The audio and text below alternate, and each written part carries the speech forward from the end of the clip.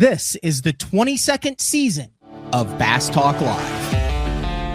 BTL is presented by Bass Cat Boats, Strike King Lures, AFTCO, Pro Guide Batteries, Spro, Gamakatsu, The Bass Tank, Beatdown Outdoors, and Sunline. BTL coming at you.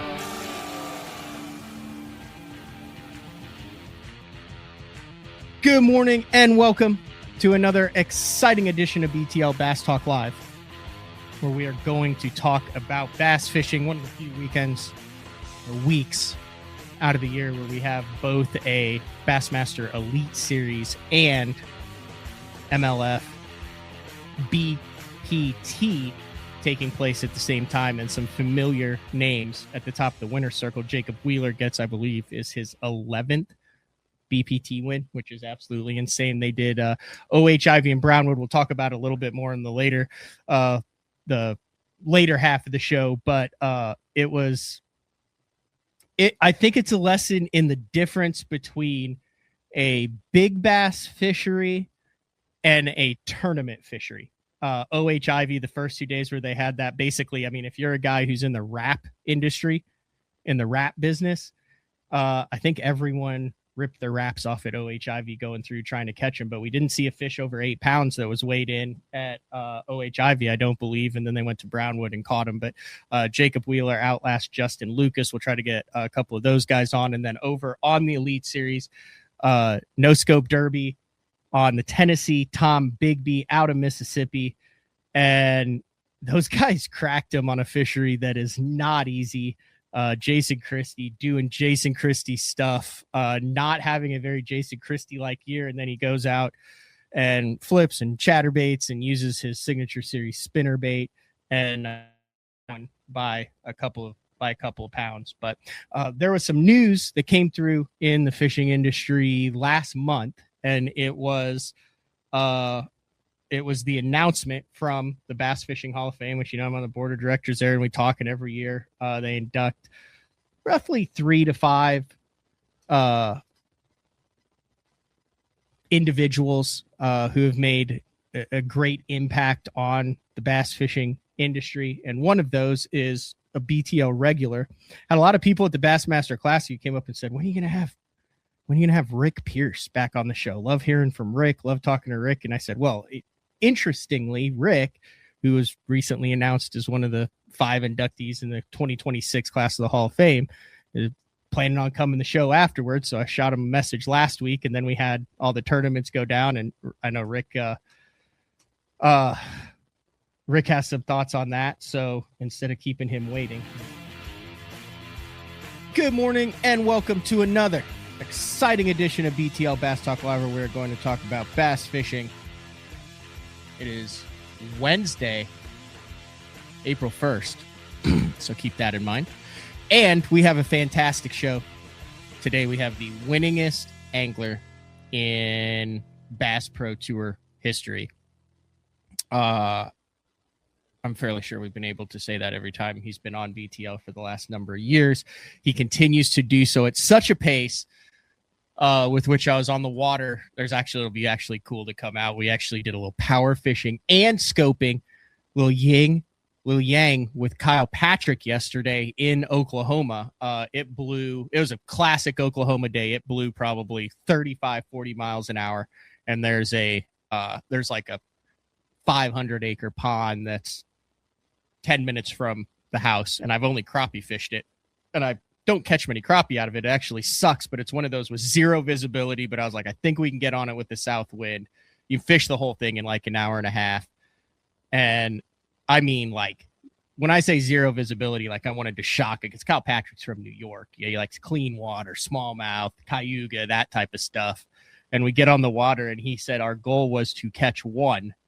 And we absolutely blistered him on a spinnerbait. And it brought a little nostalgia to the day. I grabbed 2 chatterbaits, and one of them was that hot orange chatterbait with the hot orange trailer on it. It brought me back to whatever year that deal was on Gunnersville and the Classic. It was like there was like a 8-month period where those things were going for like $100 on freaking eBay. Anything that was that bright orange color just went absolutely nuclear. We'll bring in Wheeler. Do you remember? What's up, Jacob Wheeler? Congratulations on your 11th BPT win. At this place, it's kind of commonplace. Like, it's no like, oh my God, could you believe Wheeler won again? You're officially at the point of your career. I lived through it from that 2008 to 2012 timeframe with Kevin Van Dam, where it was expected. You're officially, I think number 10 kind of put you there, but you're officially in the expected to win multiple tournaments a year category, which is a blessing and a curse. Congratulations. Thank you, my friend. Thank you. I mean, you're there, right, though. I mean, I know you always expect to win and stuff, but we're breaking. I was on the water with Kyle Patrick. I won't say who it was, but I talked to a couple other BPT guys that were like, you can't compete against him. Like, you just can't, because he's on a different level. Very complimentary to you, though. But that's cool. So like since 19, the way I've figured it, like regular season and all this stuff events, there's been like 58 events if you count everything that they're counting as like BPT, because some of the years it fluctuates. This isn't exact. Yeah. You've won 11 of them, which is 1 out of every 5, which is basically almost 2 a year since the inception of this thing. I didn't know those, but I didn't know the numbers, but I mean, it's crazy because every single year you just hope it's like the last one. You know what I'm saying? You hope you can keep it up. It's not easy to keep that up. And so like, there's a lot of like, I every year I'm like, Alicia, I'm falling. I'm like literally going downhill. I tell her, I'm like, I'm going downhill. I gotta keep working hard. I gotta get placement. It's definitely something that I appreciate the wins more now, because I know like there's so much great talent coming up, you know what I'm saying? And you're competing against such a great group of guys. I call bullshit on that. You know you're not. I seriously take your screen, Jacob Wheeler. Take your screen that you're working on. Take your screen right now and pan over your shoulder to the left. I'm asking you to do this because you did it before the show while you were getting set up. So you have nowhere to put the trophies. You're literally stacking up trophies on the floor in your trophy room. Span it. Look at them. They're on the floor. There's nowhere to put them. Look, you have a Bassmaster Elite Series trophy with you have more room in the trophy room for your trophies, Jacob Wheeler. I have room. I just put all these jerseys up on this side. So I'm going to build some more case like shelving over there. So it's just so I have room. Can you show the jerseys? I've got a number of BT. I've got like a Charlie Hartley jersey, a Frank Scalish, a Harold Allen. So are they backlit, or how did you do that? I'll show you here actually. So my wife actually did this. So I put up jerseys like from friends from like Italy, my buddy Lucas, DC when then I had like McConnell jerseys from the finals, went there last year. Then it was originally was like tournament win jerseys that I had up on here. You think you ran out of space? No, you could just say it. If you put tournament win jerseys up there, the whole room's jerseys. I just decided to put up jerseys that like, I wish I had a Kevin jersey. I have a jersey up there from like Australia, like when I fished like where all the guys signed it. I just like more like memories, like I have still like the Forestwood Cup jersey up there, just stuff like that. So just a combination. It turned in from less than the wins. It came into more of just cool core memories.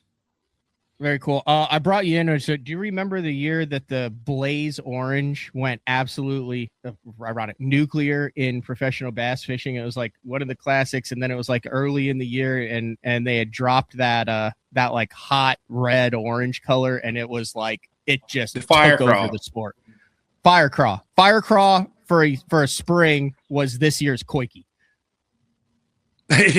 Yeah, it has definitely been that. Fire crawl was that. It was like 2000.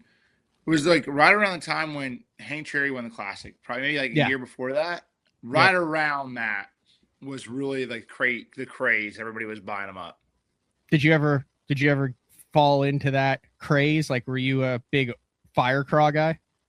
No, I bought some. I still have some. I've caught them good on it at times, but I still there's certain times when the water's dirty that like you get on a grass fishery and you have the fire crawl. It's just pretty unbelievable when they just commit to it so well. But I didn't get crazy into it.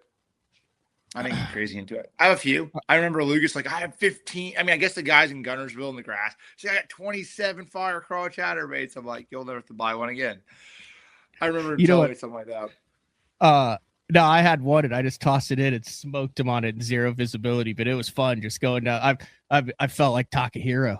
They bite going down the bank, just chucking it and just donk. It's crazy to me how Talk still like he throws a big giant swim bait and a chatterbait in the clearest of water, white chartreuse, no matter what the water color is. He's throwing white and chartreuse with a chartreuse trailer or a big white trailer, and he's still trying. We're over here like we got to make sure the skirt's translucent and make sure like natural, and like he just whined the same color over here in dirty water and clean water and just train wrecking them. Yeah, going into the Hall of Fame this year, we'll be at that Hall of Fame banquet. It will be really cool. I just hope that he fits the "I knew it" into at some point during the Hall of Fame speech. Like, when I heard that I'd been inducted, I knew it. That would be. It's got to be in that. All right, let's talk about this latest win, number 11. I believe you're the first angler to win both the opening 2 rounds on a split fishery. The opening 2 rounds, you won on OH Ivy, and then you went to Brownwood, and you also won on Brownwood. Let's talk about the practice because unique. I know the majority of the anglers said, let's get through Ivy, and then we'll just worry about Brownwood when we get there. It gets us a check. It gets us good points. I believe you split your practice up. I did. Yeah, I told myself in the beginning of the year, I was like going to be less worried about Angler of the Year and more worried about trying to win tournaments. And so, like, I said, well, after we had the two lake tournament last time with Waco and Whitney and Waco, I felt like I was forcing myself to go to Waco late in the practice period. So I've been on Brownwood before. DC and I actually fished a team series there, the one Thrift and Sprague won.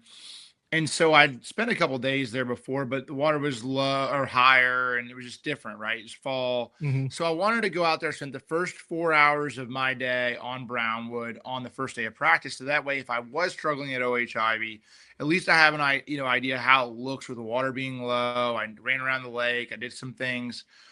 And then I had a pretty okay practice at OH Ivy, not like great. I had some bites. Felt like I had an understanding of what was going on. And I told myself, like, hey, if I can get off the water by 11 on the last day of practice, we had to be off the water by 3, either on both bodies of water on Brownwood or OH Ivy on Wednesday on the last day of practice. And so I said, you know what? I told my camera guy, Nick, I said, Nick, we got to get off the water. We're going to go to Brownwood. We're going to spend the last 3 hours there. So we get there and I was able to go run around and sort of fine tune some things and understand a little bit what was going on. OH Ivy did not seem easy the way it was. I mean, you hear OH Ivy, you see the weights that are coming out there. We know the share lunkers. We see everything that comes out of there. But the more bigger tournaments have gone there, there's been some bigger team tournaments, Texas tournaments. This is the second time you guys have been to OH Ivy. Here, it seems like it is a tough fishery, except during a very narrow window. And I think you guys kind of found that out too. But I think for the casual fan, that was, let's go watch them catch share lunkers. I even joked about that too. Like this could take 190 pounds to win. How close were you guys to actually hitting it when those fish were on the beds? And how tough is it to figure out a fishery where you know the caliber that lives in it, but you're also trying to finish inside and move on in a tournament setting? Yeah, so what was interesting about OH Ivy was if we would have started the tournament on Sunday, or whatever, first day of practice, Monday, if we would have started it Monday, there would have been several, I would have said, over 10 bass caught over 10 pounds that day. Wow. Oh, that day. I know for a fact, Adrian shook off a 12, he said. Brent Chapman caught an 11. I shook off one. I don't even know how big it was. I mean, everybody shook off giants. All of them left. I don't know. I mean, I shook off one probably like a 10. I mean, it was probably like a 10 pounder. Like locked on, like flip into it, and it went Bonk. No, like what happened is like they were flipping and they were spawning in little deeper bushes, and you would flip in there with a hitchhiker, like a Bronco bug, and it would go thunk, and you would pick up, and you're like, they would just be pulling you, right? Okay. And then you would go, and they were deep enough, you would just pan over there to see like how big they were, and they're like looking this big. And then what would happen is you pitch back in there, and they bite it again. Like it wouldn't even fall. They would just go over there and bite it again. Like you'd find them just pitching around, and then wouldn't even fall. That big one get it again. You get a good look, and you could pull them up sometimes. And what happened with even Adrian said he reeled his bait up, and it came up and ate it at the surface. He said his was like that wide and that long, and I'm like, it's just like that kind of stuff. So like it's such a fine line of hitting a place perfect, and it seemed like that place, the longer we went, the more females left. And the average male there was between a pound and a half and two, like pound and a half, pound 3/4, even like right at 2. So we were catching a lot of those males. If we would have been a little earlier, I felt like you would have seen a lot more. I mean, I'm telling you, just from practice, you would have seen a lot more 10-pounders, like a lot.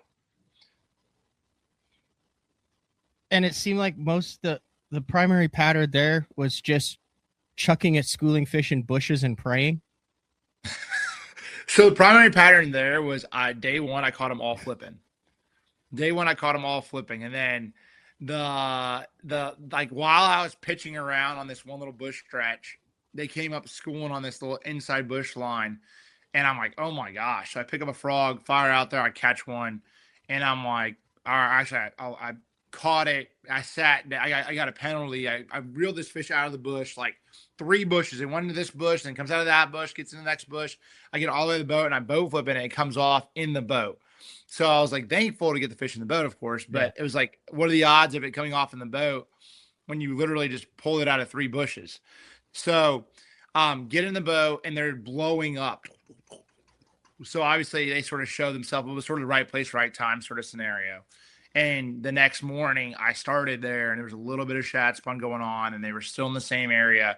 And it was pretty insane, like frog and that little stuff, like big ones, just not great big ones, but I caught like a 4 and several other like if one would miss it, another one would get it. There was enough of them there. It was pretty awesome to be able to throw a frog, this early in the season and just catch some really nice fish.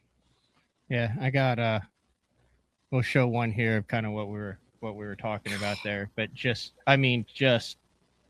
these fish seemed angry too, especially for they were like 3 or 4 pounds. So those were like the first post spawners. Those are the first post spawners that got out, and they were just absolutely mad.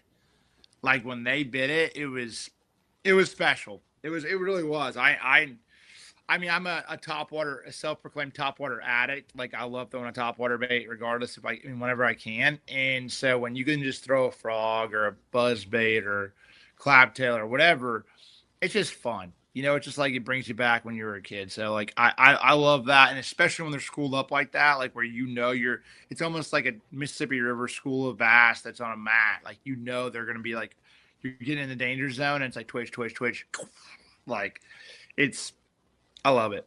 Are there a bunch of guys who fish for those fish on Ivy, or are those kind of unpressured? Because I don't really know many people who go to Ivy who's like, let's go rack a bunch of 2.5 to 4 pounders. Like everyone goes there to try to get a replica for the wall.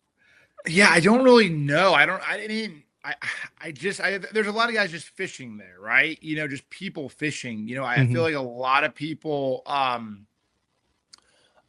go there obviously to catch a really big one. That's what I mean. Like when you see like the guys like Josh Jones and Dalton and like those guys out there, they're literally on their trolling motor scoping, looking for 1 to 2 fish. Like it's pretty insane to even be like fishing around and be like they're just like panning around looking for like 1 big one that day for their clients. I was like, it was different than I've ever seen. Like for me, it was very different to see them. Like they're not even fishing, they're not even casting. It's like they're looking for 1 dot out there and trying to target that 1 fish. So very interesting to fish around, like while I'm just pitching in bushes and stuff like that. That's kind of stuff like that was definitely, I feel like the majority of people go there for is just the big ones. But you can still catch big ones super shallow too. Like it's not like it does sort of like have that sort of scope kind of forward facing sonar sort of vibe around that lake, but I mean, you can still catch them great big ones shallow. And then it went to Brownwood, and that was pretty electric final round. I mean, you had Drew Gill, who's on a tear this year. You had Justin Lucas, who's his top 10 arch nemesis. I always sent him a text, and I'm like, "You gonna beat him this time?" And he's just like, "Oh no, bro, I'm freaking trying." And I love Lucas, man. He's a good dude. It seemed like you were dialed in right from the beginning. There were a number of you guys that were dialed in there, and it was a pretty tactical approach as to you wanted to target specific stuff, work your way through, and the quality was there and the fish were there, and it was kind of a shootout until kind of halfway through the second day, where it just seemed like a light switch went off, like the bite just died. You had a couple bites ahead, and it was a weird last two rounds because it looked like it was going to be just a slugfest, a heavyweight battle between you and Lucas, and then everything just died in the second half. Yeah, it was really weird. I obviously I had having the day off on Saturday. I was a little worried about not being on the water because obviously the best information for you as an angler is being on the water those like the day prior to the event. So me losing that opportunity to sort of have that practice time being on Brownwood, I did have sort of like that. I was torn because I'm like, man, I shouldn't have probably won this because I could have probably qualified. And then that next day came along, like, and it was just completely different, man. It was just absolutely completely different. I could tell like the demeanor of the fish. It was a cold morning. It was bluebird skies.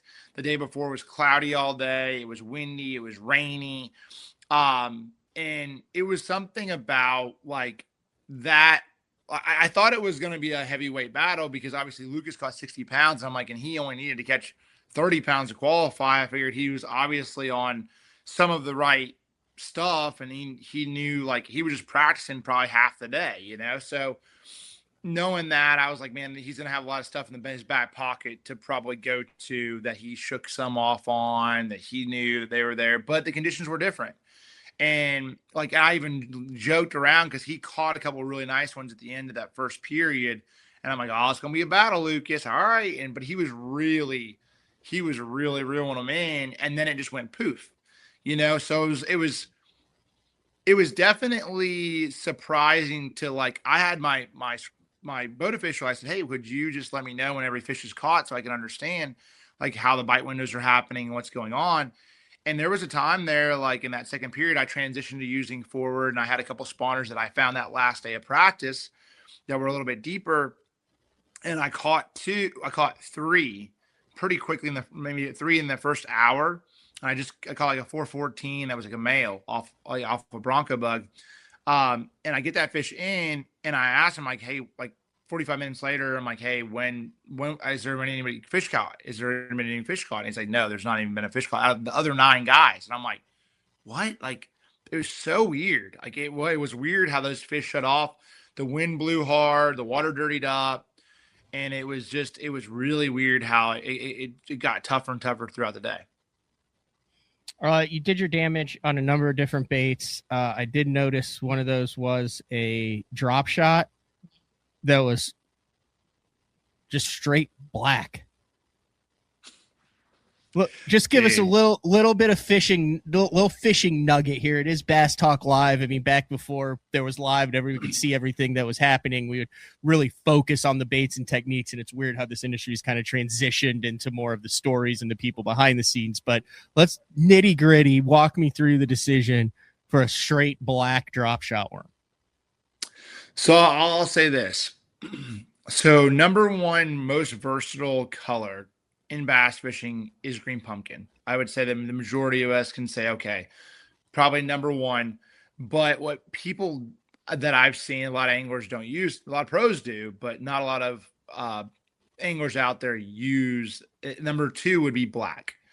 And black is such a powerful color, straight black. Now you hear black and blue, but just straight black is something that to me is such a great color when you're trying to contrast something, whether it's dirty water, whether it's clean water. It's just a great color to generate a lot of bites. And I just feel like there's times that those fish just never see that straight dark, like matte black, dark black color.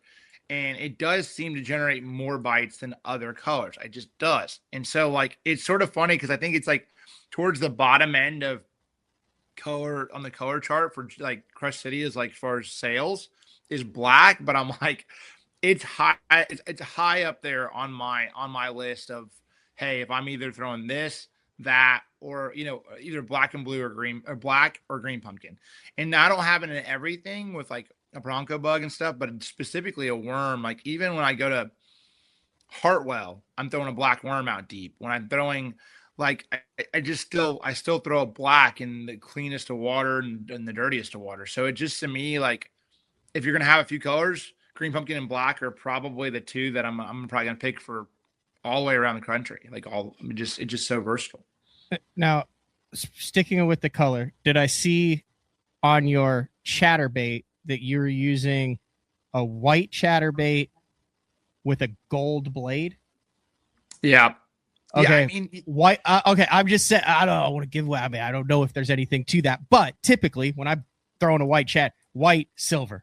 I mean, you were white with a gold blade, which kind of caught my attention. Not typically a combination that you see that often. Yeah, that was just something that I had. It was a good, really white, standout color in that dirtier water. The wind was blowing really hard. So I had two chatterbaits that I was throwing. I had a chatterbait, that I was throwing that was more like a natural shad with a silver blade that I caught a lot of fish on. And before the wind got up, it just wasn't on that picture. So I caught him on that with like a green shad trailer or a albino shad trailer. But when the wind got up, I would throw the white because I felt like when it was really blowing, crashing against the banks, it was so much easier for those fish to sort of get to see that bait. And gold sort of does have a little bit different flash to it. And I felt like that was something. And I caught him on silver as well. So I caught him on a white chatterbait with a silver blade as well as a gold one. So it didn't seem like it mattered a huge difference, but it was just something that like a confidence thing when I got in that dirtier water, the wind was blowing, that I felt like I had a little bit something different to generate the bites. And then not the first time, but I remember one of the previous times a couple years ago when you were on, you were like, dude, we designed the freeloader as a chatterbait trailer, and then the minnow craze took off with it. This was one of the few events where the freeloader was used as intended, the way that it was created to be as a chatterbait trailer. Yeah, I mean, I have literally boxes of freeloaders for minnowing and freeloaders for chatterbaiting. So I have boxes literally labeled chatterbait freeloaders. What's the difference? So like all I'm saying is like I have a whole bunch of green pumpkins, whole bunch of reds, whole bunch of black, blue, green pumpkins, sungill. I have some that are just specifically from the color perspective. I still have some that then I'm more minnow color, or I still use sungill on like shaking a minnow. I still use some of those, but I'm more like more of like a green shad, electric shad, even when I'm throwing a minnow. So like it's all different, gizzard shad, like it's just different, like from where when I'm throwing a vibrating jig or chatterbait, I'm throwing, a plethora of different colors to contrast the color of the skirt that I'm throwing. One of the things that I find interesting is you have the 11 BPT wins. You also have Elite Series wins. You also have a FLW championship or Forest Wood Cup win. But when it comes to, and how many have you won like world championships and stuff like that too? I know that I won the General Tire World Championship thing they had going on. But let's talk just like cups, Red Crest, classics. Like you've competed in all of those, and like your Red Crest resume is insane. You have a third, a fourth, a sixth, but you don't have a Red Crest trophy. You have the Forest Wood Cup trophy. You don't have a classic trophy. And I was kind of interested to look back because I knew it'll be an awkward comparison for you, but I'll compare it just because in the sport and you talk about wins and dominance and frequency, like when Kevin really went full time in 91. It took him a decade to get that first classic, which I believe was 2001, and then he got a second in 2005. So basically it took him 15 years to get 2 titles, one in his first 10. He had been at it for 10 years. You got the Forrest Wood Cup win early, but obviously he ended up with 4 classics, tied Rick Clunn, him and Rick with 4 on it. So you're roughly, you're talking that 15 years into your career and you only have the one. Are you at this point in your career, you said you're chasing wins now, which is one of the reasons why you went and put some time in on Brownwood on that. But is there a different element to your game to where you're starting to look at the Red Crests as the Masters, as the majors, like we saw in golf, to where is that the only part of your game that you feel maybe could, like, is that on the to-do list, Jacob, I guess is what you're saying, what I'm saying.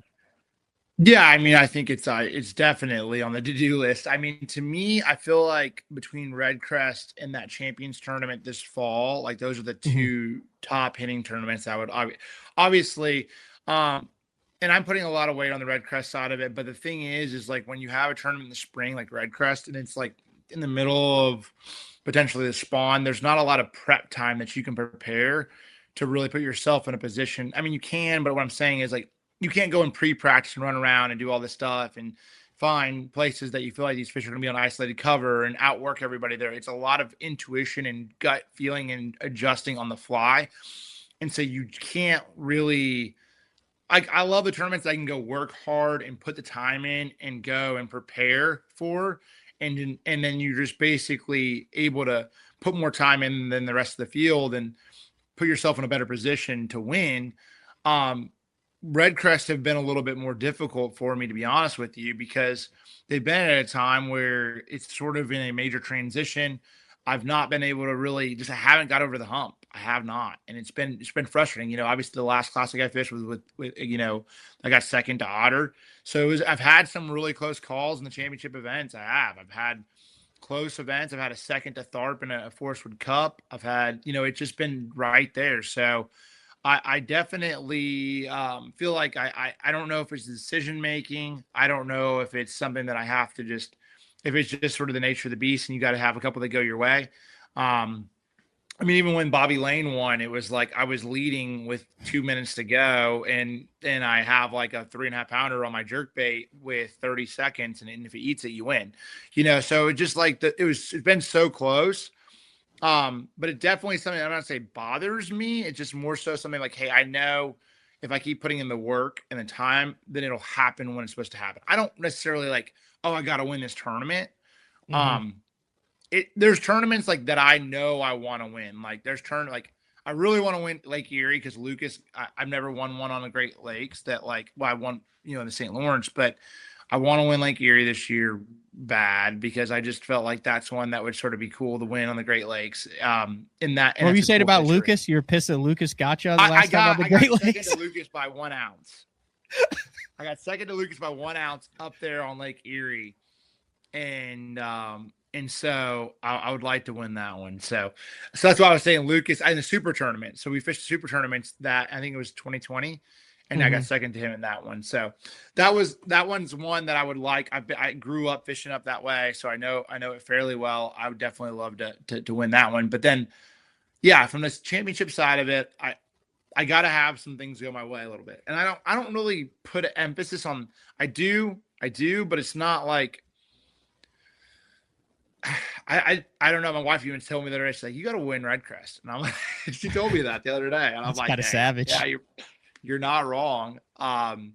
You're not wrong. So I got to think about it a little bit. I got to think about how I can separate myself from that one.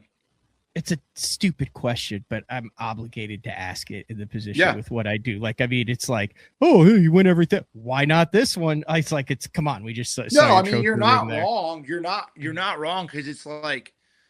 It's even from that side of it. It's like it's not even like last year when my dad passed away. It's today's the year since he's been passed, and so like it's a that was a tough one last year. My mind wasn't in it, of course during that time at Red Crest, but like even prior to that, you just look at those moments and you're just like it's more than it hasn't gone your way because it does go it does go to your way sometimes, but also when you look at it from It just hasn't gone my way in those events. Like that's how I feel. It's like I'm putting myself in those positions, but I'm just one or two decisions away from winning the event, and I have to fish the perfect tournament to make that happen. What is it going to take for someone to consistently challenge you at the top? And there's no debate. I mean, you look at the Angler of the Years, I think you're going for your third or fourth consecutive Angler of the Year here. You've never finished outside the top 3. You're averaging 1.32 wins a year. You make 4.5 top 10s a year. We just saw what Dylan Nutt did in the Classic. I think he's based on what he said in his interview, he's headed to the Elite Series. He happens to have a brother who's pretty good. I had his top 5 in the scope, and he's moving it. We see what Banks Shaw did, 15 out of 16 top 10s. He finished 50th, and they did a big article about how despondent he is and how embarrassed he is that he finally had a tournament where he didn't have a top 10. We've seen Drew Gill get on a hot streak. Like, is there... there's no one like right now in your generation that consistently can challenge you. Yeah, you can see a run from DC. We see Zach Burge, what he's doing now, which is incredibly impressive. But until one of those guys can do that for 2, 3, 4 consecutive years up at the top, like it, do you think that there is that next generation, the guys coming out, or anyone now that can get up to where it'll be a Tiger Mickelson-esque thing where someone can say, I'm going to be better than Jacob Wheeler, and then actually get there? Like, is that day coming, or do you plan on honing your craft and staying hungry for another 20 years, and then it's a KVD-esque run? It's a hard question to answer, but that is a tough one. I think the talent's definitely there. Like, I look at like somebody like Banks. I look at somebody that I feel like Banks is probably one of the best out there, well-rounded. You know, I think that he just takes time. It'll take time for Banks to get everything to go his way, like all the time. It's not what I had to learn is how to minimize the tough tournaments and make sure I still maximize them to an extent. You know what I'm saying?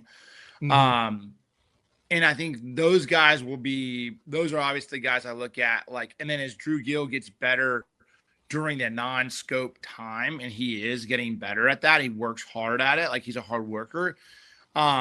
He's going to be even harder and harder to deal with. Like, it's just the nature of the beast. Like, he's not going to be satisfied with just catching them during those forward periods. He's going to continue to work at his craft, and knowing Drew well enough that he's not wanting to be complacent and wanting to work hard on stuff. He's going to try to be as good as he can on both sides of the coin. So I see that to happen as well. So I think it's going to happen. And there is value in experience. There's value from the experience side that I have right now that I'm able to sort of, I'm able to run with that right now, along with just sort of that gut intuitions that, like, I've had. So I've made a lot of mistakes throughout my career and understand, like, man, I messed up, made that decision, I did this, I did that, and I'm able to sort of learn from those. And so I'm really, it's paying dividends. All those mistakes in my career have been paying me back over the last 5. You know what I'm saying? So I think that and it's in life, you know how it is. You can't. You can try to learn from somebody else's mistakes, but it's a lot easier when you make your own mistakes, and you got to learn from those, right?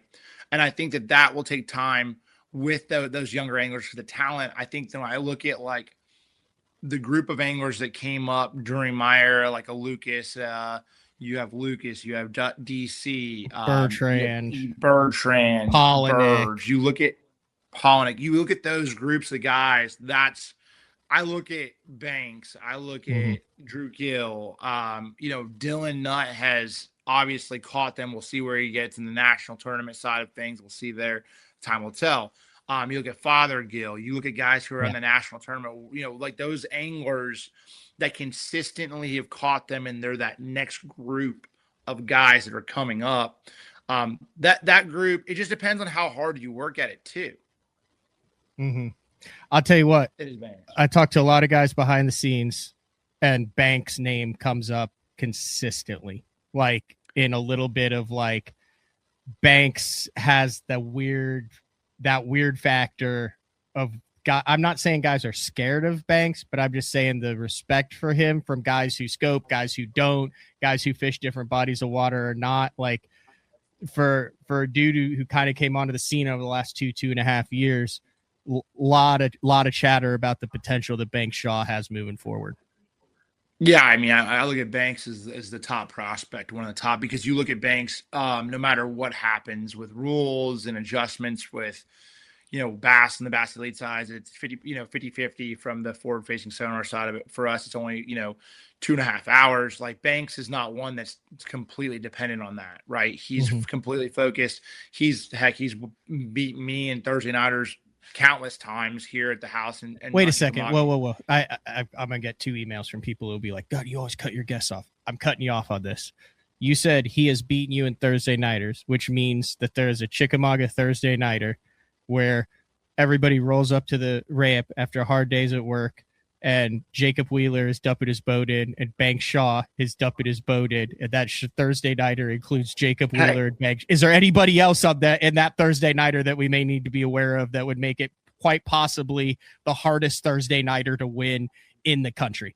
so I've known Banks. I've known Banks for a while. I've known Banks probably. I've met Banks when he was 16.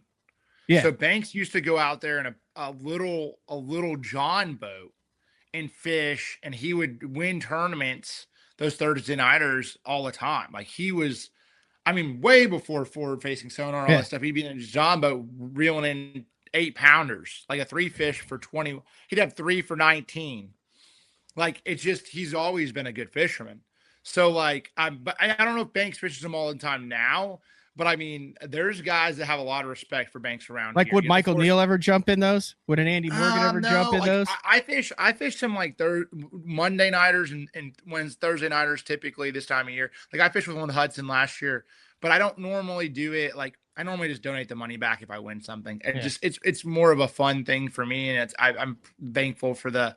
I'm not trying to take somebody's money. I'm not. It's not the priority out of it. Even back in the day when I fished with Banks, my good friend of mine, when I fished against Banks, a good friend of mine, Seth Davis, we would fish those together, and we would have a rule like we would only fish C stuff. Like it would never A game stuff. So like we would fish Thursday nighters. It'd be only like fishing like like you go run this stuff that you're like, That's I'm so not running the rude, best Jacob. stuff.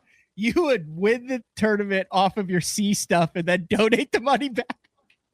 Yeah. I mean, That's just soul crushing for no, the I mean that average was back angler. in the day when we had all. Now it's not. A stuff is exposed. You know what I'm saying? Like Yeah. back in the day, it was pretty insane to be dialed in the lake and have places that nobody Mhm. had and be able to roll up.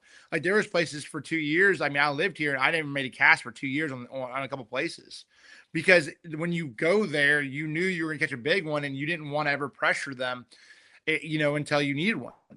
So it's like that's just how it is. You're like not Just that trying to far get off.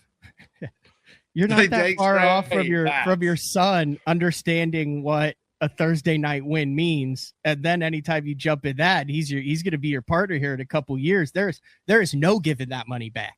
Like that's No, going I could straight I to couldn't his. give it back from if Hudson. I couldn't give the money Yeah, back. that's what I'm saying. Once Hudson understands how the system works and he's out with Pops and you freaking boat flip a 5.5, like that money's going home with the Wheeler family. It's coming home with Hudson. I wouldn't take it, but I would let Hudson. It's so funny. I took him out there last year at 3.5. I told DC, I said, "Hey, I'm going to fish this first time ever. I'm going to fish Hudson. Hudson wants to fish this tournament. He loves going out there with me. He'll go out there for 3-4 hours at a time. And now he's 4. And I said, I'm going to go fish this tournament. We're just going to have fun. And I get to running and like running 40 miles an hour. I got him in my lap, holding on to him. We're running down the lake. They blast off like horn start, like 25 boats. And we're just letting everybody take off. And we get to the first spot and I catch one and he's casting. And he's like, yeah, we got to measure. It's like a 14-incher and there's a school of them there. And I'm like, you know how important it is to get your bait back in the day. And I'm like, it's like a 14-incher. We're not going to win. I'm like, I want to throw the DT16 back in there. And he's like, no, let's measure. I'm like, okay, all right, Jacob, be dad. All right, we're measuring it. Oh, it doesn't keep. Got to throw it back in. We throw it back in.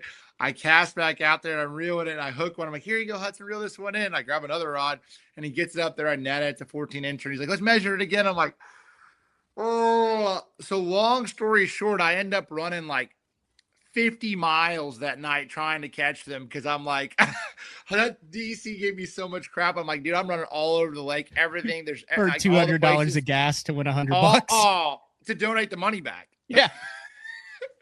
If I did catch them. But so anyway, we come in and we only had 2. We only had 2 fish. It was just a tough night. We caught like the heck out of little ones.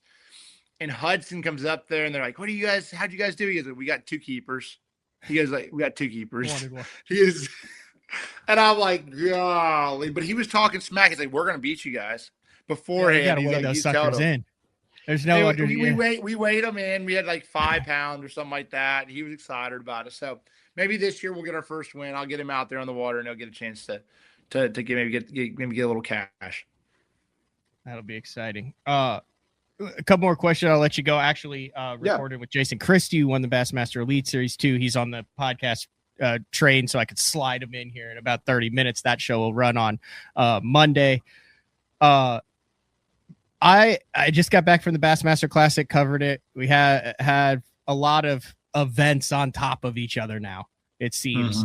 NPFL seems to be going strong. There's a lot of guys that have fished the BPT, that have fished the Elite Series, some guys that are only fishing the NPFL now. The vibe to me around the industry is there's people out there that don't want to hear this. To me, is positive. Like I see a really good niche that the BPT has carved out. We're having tournaments where we're not talking about what the format is, if it's a catch, weigh, and release, what's going on. We've got Elite Series tournaments where we're not talking where you know, the live scope or no live scope is now part of the process as it gets in. That seems to be working incredibly well. And we've got the MPFO where we're seeing some legends of the game that are getting rejuvenated, that are still on the water, and some young guys that are stepping up in that. I'll ask you as I mean, you're a spokesperson for the sport across the game as a whole. Am I kind of right on that? Are you getting kind of a stable, positive vibe as a whole, unless you want to go down into the basement and look in the dark corners and find a reason why you don't want to like it? Yeah, I definitely feel really good about where we're going. I feel like overall, I feel like there's a lot of diversity. I feel like you're seeing the diversity within techniques and places we fish on every front. And that's something that's really cool as a fan of the sport first, you know, obviously a competitor, but I do enjoy seeing that. Like, I watch the Bassmaster Elite Series, I watch MPFL tournaments, I watch, you know, the pro circuit events. You know, I enjoy, you know, I enjoy seeing guys go out there and catching them. So, like, to me, it does seem like it's calmed down a little bit. I think the other thing we have to do is just overall is we got to celebrate guys working hard and catching bass. Like, that's what it ultimately is. Those guys, whether it's Dylan Nutt, Jason Christie, it's just guys that are going out there, putting their time in, and they're hoisting trophies. So, Banks Shaw, you know, it's something that I think there's a few people that, of course, love to divide the sport as much as they possibly can in a way, but it does seem like things are healing, and I think people are sort of they're enjoying a little bit more diversity. I think that was always the issue with just strictly forward-facing sonar, because it is such a dominant way to catch them, that now it's like, it's just diversity. No one wants to see the whole tournament just being flippers. No one wants to see the whole tournament just doing one thing. It just seemed like, I love seeing diversity within. I want to see, you know, Fujita throwing a koiki, and I want to see Andy flipping, and I want to see this guy doing something different, and Dean throwing a frog, and, you know, whatever. It's just like, it makes it fun to watch, and you're always learning. I mean, I think a lot of us watch these things to learn and understand, and how are you thinking through this and the process and everything else. And so, like, to me, that part of the diversity of bass fishing is back. And I think that's what, like, that from a technique perspective. And I think that's what's changed more than anything. Oddball question. Hypothetically, like, if you or someone could just jump in the boat with like a Randy Blockett for a day, and you could ask them one question. Like, it's just you guys out there fishing. Sometimes you're using scope, sometimes you're not. Just literally get to have a 10-hour conversation. What's like one question, hypothetically, that you would ask them? Or one thing that you would to kind of hear him dive into a little bit more than just the 10-minute video snippets. I think the thing is, to me, like, I think it would be interesting to hear his perspective on this. But, like, I mean, I would love to hear more stories about him running and jumping over logs and stuff like that, and the gas cans and putting them on the side. Like, that's so cool to me, from like the history of the sport and hearing how those rules were made up. Like, I enjoy that, to hear those stories. And I think the other thing I would love to hear is just like his opinion on, like, does he? And it's being shown a little bit, but does he feel like those top anglers, like, do you think forward facing owners has shown the skill gap and overall, like, even do you feel like those top anglers would still be there, right? What is the percentage of top anglers do you feel like would still be catching them? And it's not just a young angler like Bank Shaw is going to be there. Is it like 50%? Is it 80%? Are going to still be there from the forward facing sonar without it or with it? I think he's controversial. Obviously, he makes a living off of controversy in the forward facing sonar, rah, rah, rah. But I think realistically, when I look at that, I'm like, man, to me, the guys who catch them, like maybe one or two, maybe, but like the majority of the guys are out there reeling them in. They're catching them on with it or without it. It's just the work ethic behind it. So to me, I want to hear his perspective. Is it like, hey, like, I want to hear him say that too, but I to me, that's my own personal opinion, but I'd love to hear him sort of go in on that. And I think there's generational talent that like you can't, that'd probably be like one of the questions I would just more so ask him about his opinion on just that, hypothetically speaking. Make a note there. Okay. One last question, then I will let you go. You're over $4.25 million in earnings now. The original question was going to be, do you have like, would you like to be the first guy to hit like 10 mil in earnings? But then I'm also thinking about the WBE stuff and the money that's kind of coming into the sport. We see this thing that the no scope thing at Gunnersville. You have a Tucker Smith who's won $1 million in the 2 tournaments like that. Like, you've done this since you were 18, 19 years old, where you literally were able to continue to do it based on All-American winnings, based on that first tour. I mean, that you were cashing checks to be able to continue to fish. Your thoughts on kind of the influx in all of this additional cash into the industry? Take out the dual threat, obviously. That was not an influx. That was an extraction of some. Yeah. But we're talking the WBE, the Gunnersville deal, all of that. I know you're kind of involved in that WBE thing. I know you've done a video, I called you about it, and you're like, yeah, it's a great time for young. It seems like there are more opportunities for top level anglers to earn money fishing than there have been in the past 15 years, since you could go back to like the Ranger M1 Millennials and when Bassmaster had 12 tournaments and the no entry fee majors where it was $250,000. Like right now it seems, and you could even throw like one bass in with the US Open on a low entry fee and the boats and all that. Like right now it seems like there's such an opportunity for young talented anglers to build a financial foundation. Do you feel the same way too? I 100%. Like, I feel like that's something when I started, even in 12, it was pretty good from the Force Cup perspective of like payouts and stuff. In 2012, it was pretty good. There's opportunities, there's places to go fish. And I think it's so cool to see, like, not even the tournament organizations, just different organizations come in there and create like the WBE. Like those guys come in here and create a tournament that's sort of branching the sport together, right? You're trying to think of like the top anglers together. So like from an angler perspective, it's getting even better. It is like, you're seeing things like that. Like to say like in that tournament, I think like $100,000 is like for 5th place or something like that. Like $500,000 for second. Yeah. Like it's monumental. Like it's huge. It can change somebody's life and give them the opportunity to continue to pursue their career for a long period of time. So like, to me, I look at those things as absolute, like, so important, like such an important part of the sport. And it's cool to have people that are looking at doing things a little bit differently too. Like we have MLF, we have Bass, and they've done sort of their thing in the sport, and they sort of stay consistent in their little corner, in their nook, and how they do things. So I think it's really cool to have tournaments that are one-offs out there that they're different minds, different people thinking about different ways to promote things, doing something different. That's only positive for the sport. You know what I'm saying? I think that's a really good thing. There might be someone that ends up doing something to that point. Here's the WB payout, like 1.25, 500, 300, 200, 100,000, 75, top 10 is 45. It's nuts. I mean, dude, it's not, listen, it's nuts. It's absolutely insanity. Like listen, when you go out there and if you're 25 years old and you're fishing the Elite Series, you're fishing the MLF and the BPT, like it's just you go and win qualify for that tournament, you get a top 3 or a top 5, you're like, holy smokes, it's crazy.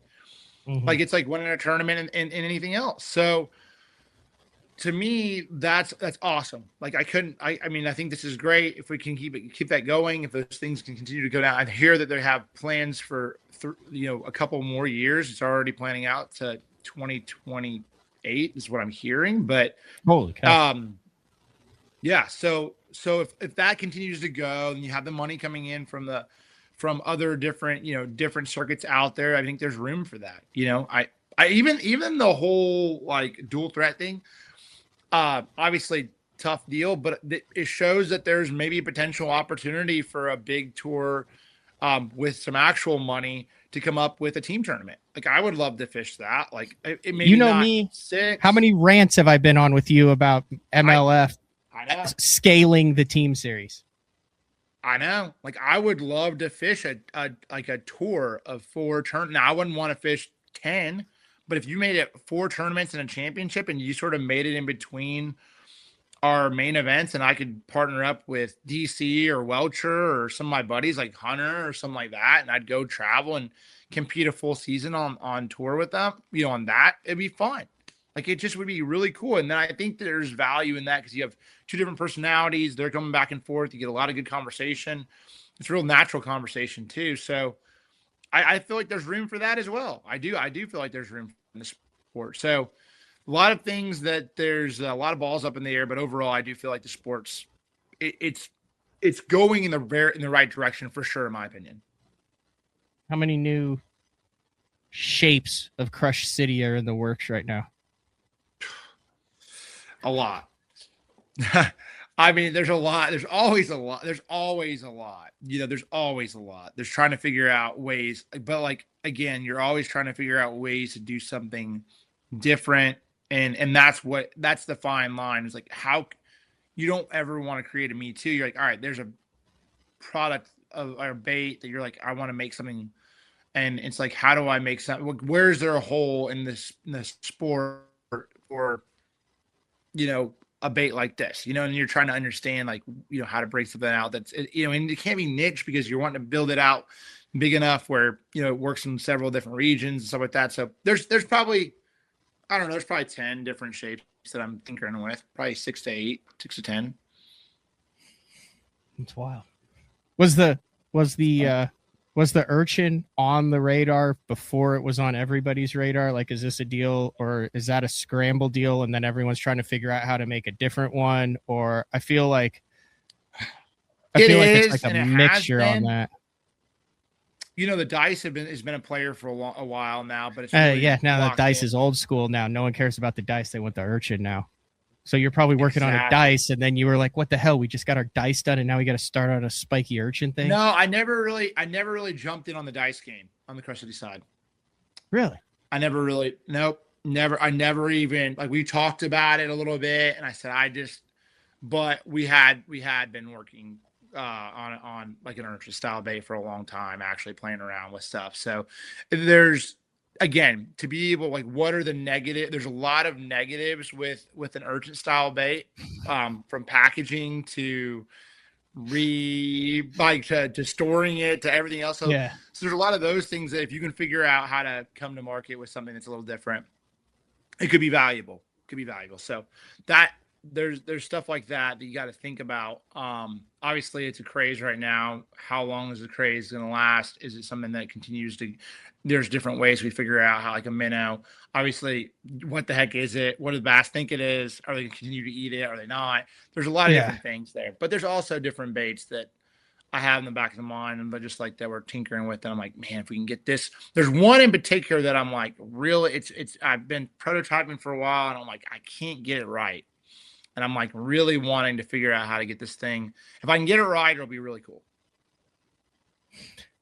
If you haven't gone back and watched Kazu and Sid, who are with Spro, they're the ones who have like every koiki that comes through the country goes through Spro, and Kazu knows the owner of that. And it's been around, that koiki's been around for forever. And I was asking him, in the interview, you can go back and watch on BTL. It's one of my best shows of the year.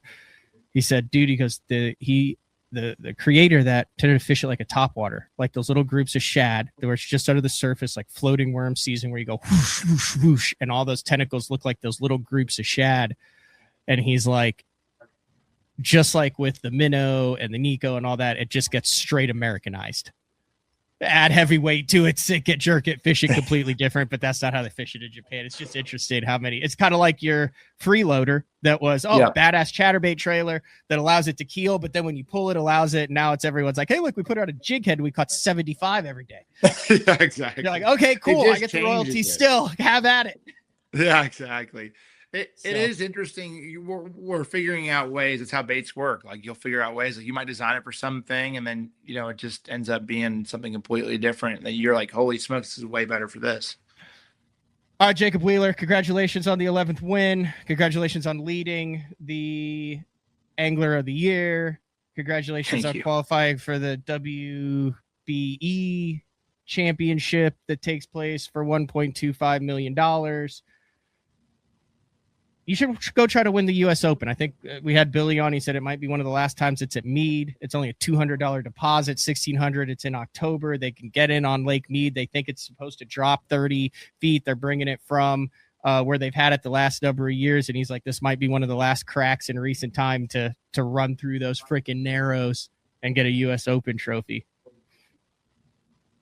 I'll think about that one. I might. If we, you don't have anywhere to put the trophy, but that would be cool. It would be cool. You never. I'm never gonna say never. Hey, I appreciate it. I will say this: there's a lot of things that you could do that are exceptionally busy, especially when you get a business on the water. You killed a turkey yesterday. Called it in with the trophy. Drove home. You have family. You have young kids. You've always been exceptionally easy to get on the show. Making exception of that, I greatly appreciate the time that you're willing to spend with the listeners, with the viewers, and with BTL. So congratulations on another dub. Thank you, Matt. Always good. Always great talking with you, man. It's always a joy, man. Really appreciate you having me on. See you, bro. All right. The one and only Jacob Wheeler. We're going to take a quick break. And then when we come back, I'm going to give an update. I'm super impressed with you guys. Over 160 BTL supporting St. Jude t-shirts have been sold in the last 5 days. We'll talk about how if you haven't ordered that, you can get your hands on that, but running out of time here. Only 4 more days to get those t-shirts with 100% of the proceeds going to St. Jude. It's a BTL on a Wednesday. Quick break, like minute and a half, and we'll be back. We'll talk about that. We'll talk about what we have going up on an Easter weekend. So BTL on a Wednesday. The new Puma STS has been redesigned from the ground up. With the angler, design, function, and performance in mind, nothing on this new offering was compromised, and the only thing carried over from the previous version is the name. Based on the Soft Touch series hull that started with the flagship Jaguar, this new model is nimble and performs incredibly well at all speeds with either a 250 or 300 horsepower engine. Featuring a new 96-inch wide-body footprint, this hull measures out at 20 foot 7 inches in length. Industry-leading design coupled with tournament-winning performance. The Puma STS from Basscat. Feel the rush.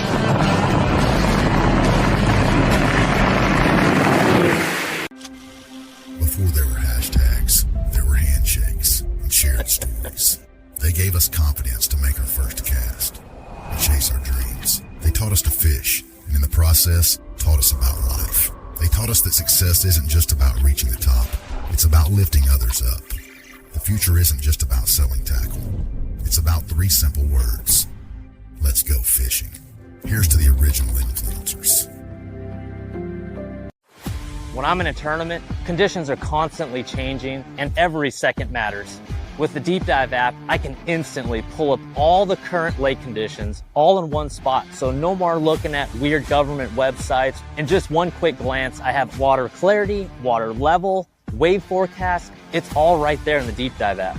Download the Deep Dive app and get all the tools you need to put together an awesome tournament.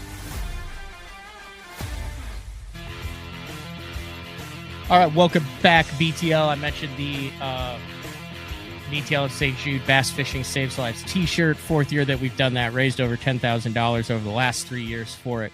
big shout out to ATS Printing for for really helping with that too. Also, they print pretty much anything you see in the industry.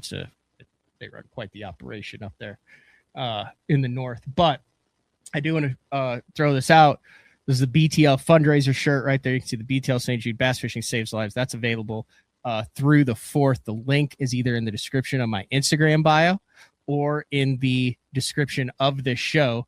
And actually, I'm going to run that across the bottom of the screen. You can order your BTL St. Jude fundraiser t-shirt through April 4th. If you're listening to this, the website is pretty basic. BTL St. Jude, BTLSTJUDE item order, ITEMORDER.com. That's as simple as it is.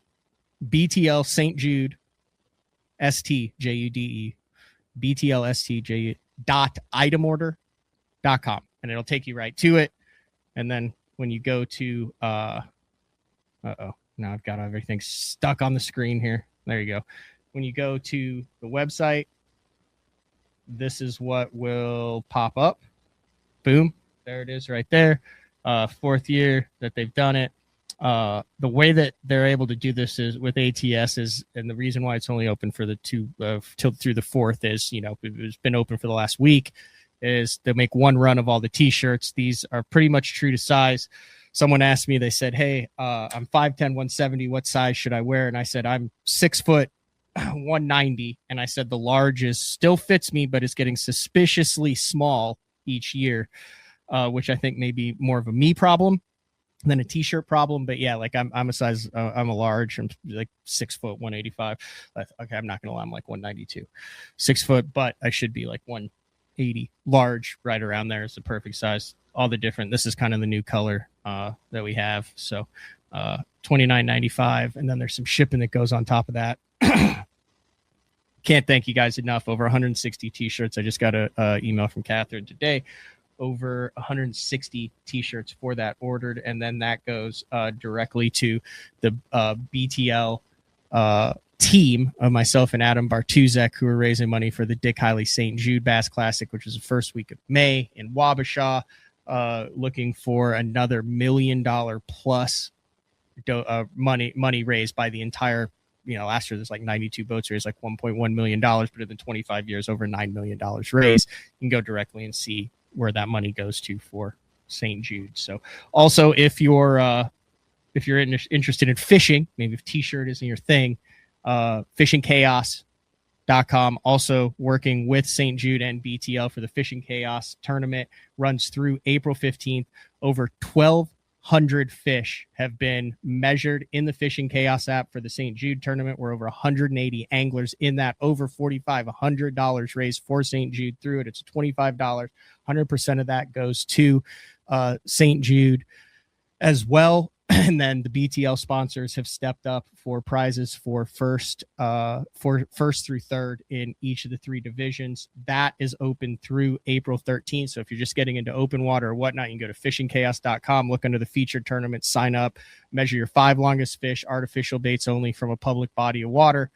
And that's the kind of ways that we kind of creatively decided to try to raise money for St. Jude this year. I also, before we wrap things up here, I want to give a shout out to the folks over at G-Rap Baits. Hooked me up, saw those guys at the Classic, and hooked me up with a couple of the Sneaky Pete 2.0s. I got the OG version. Look at this. The packaging on this, no affiliation with these guys, just good dudes over there. They put it in the Steve Kennedy jersey color on the Sneaky Pete, his custom little bass color there. There's the Sneaky Pete 2.0 Steve Kennedy version. I'm a sucker for these things. Like, I've got the like lightning shad up here, and I've got a KGB over here, and this probably won't leave the package. That's probably gonna end up somewhere in the studio. But these couple, the Steve Kennedy version and the OV, these are gonna get fished.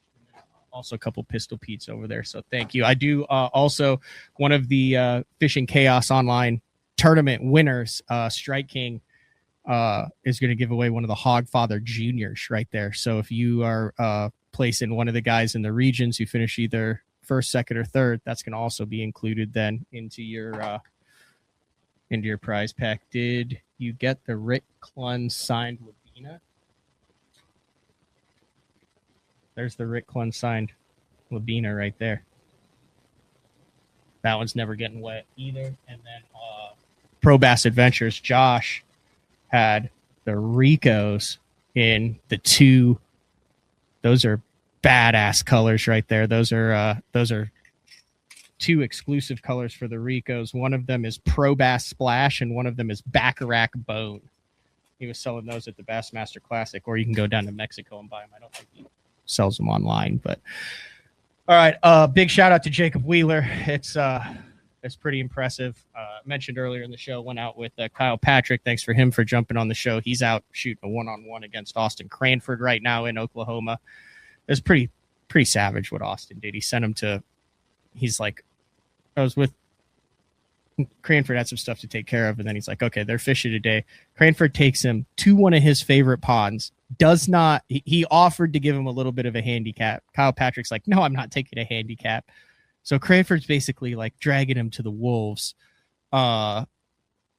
It'll be very interesting to see how that goes down. I'm sure you can watch Kyle Patrick's channel. You can watch Austin Cranford's channel to see how that goes out. But there should be some good stuff out later on Kyle Patrick's channel for when we hit the water yesterday. So tomorrow, recorded show, Frank Scalish, day 4. Then Monday, Jason Christie. I'm headed to California to celebrate Easter with the wife and her family.